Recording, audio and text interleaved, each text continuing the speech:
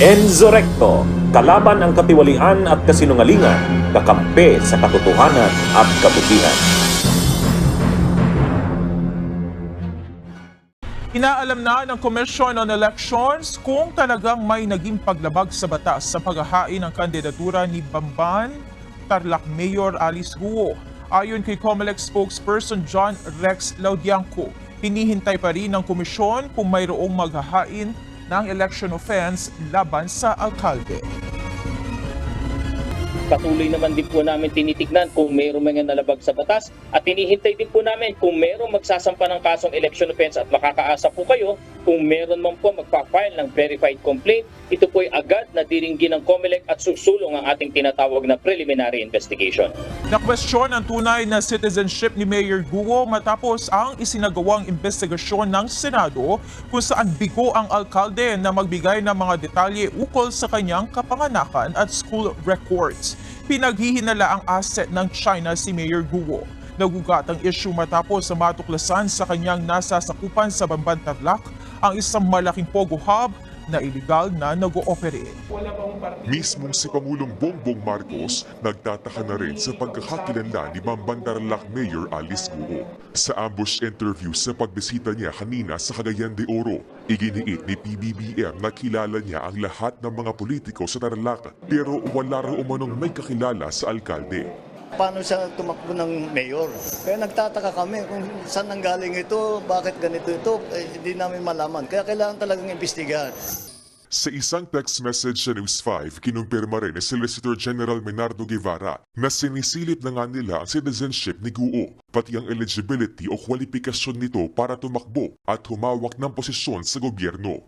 Dagdag ni Guevara, kung mapatunayang hindi siya kwalipikado, pwedeng patalsikin bilang mayor si Guo. Umusbong ang kontrobersya tungkol sa pagkakakilanlan ng opisyal sa investigasyon ng Senado sa niraid na Pogo Hub sa Bamban Tarlac noong Marso.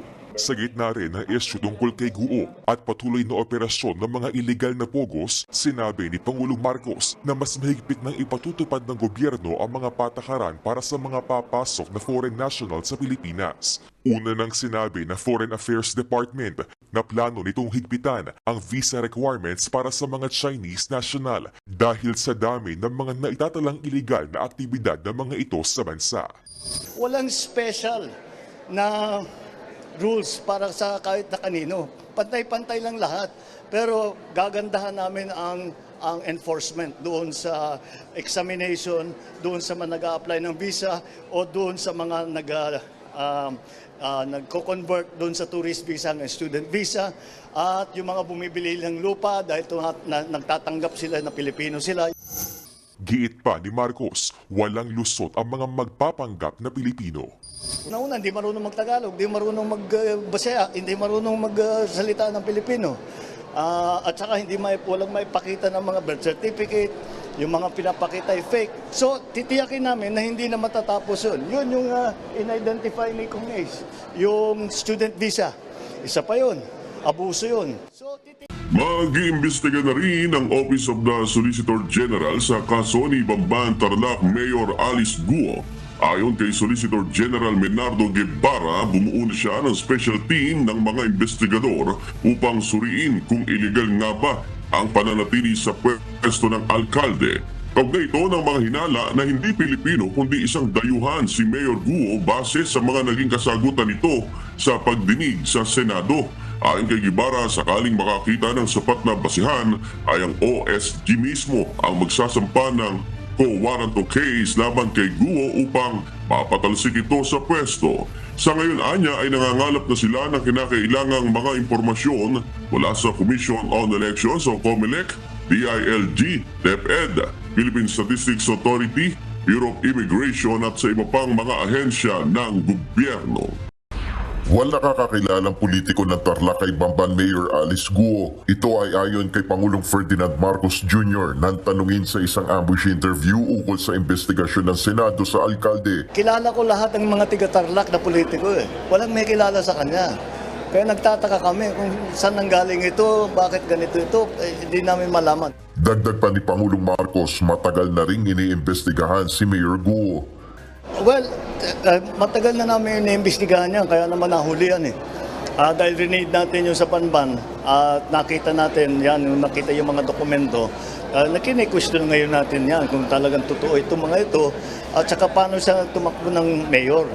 Kaugnay nito, ayon kay PBBM, dapat pang mabusising mabuti ang citizenship ng alkalde. Matagal na namin naimbestigahan yan, kaya naman nahuli yan eh.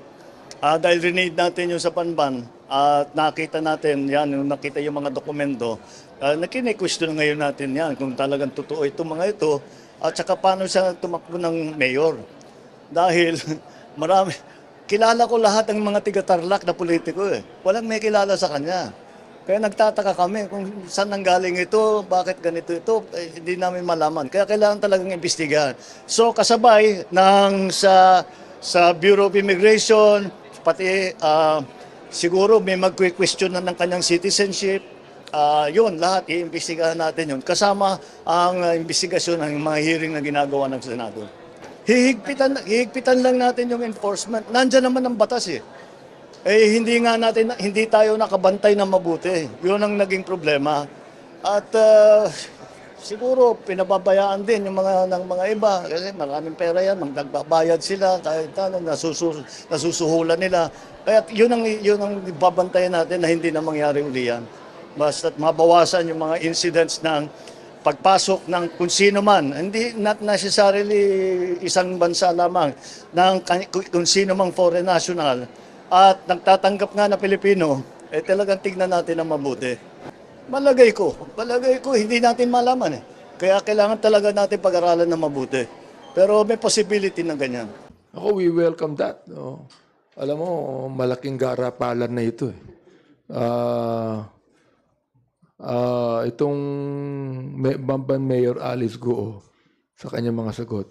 Ito natin maigi talaga pang Pilipino ito. I mean, hindi siya dapat maging mayor kung hindi mapatunayan Pilipino siya. Dapat lamang na tanggalin na ito bilang mayor.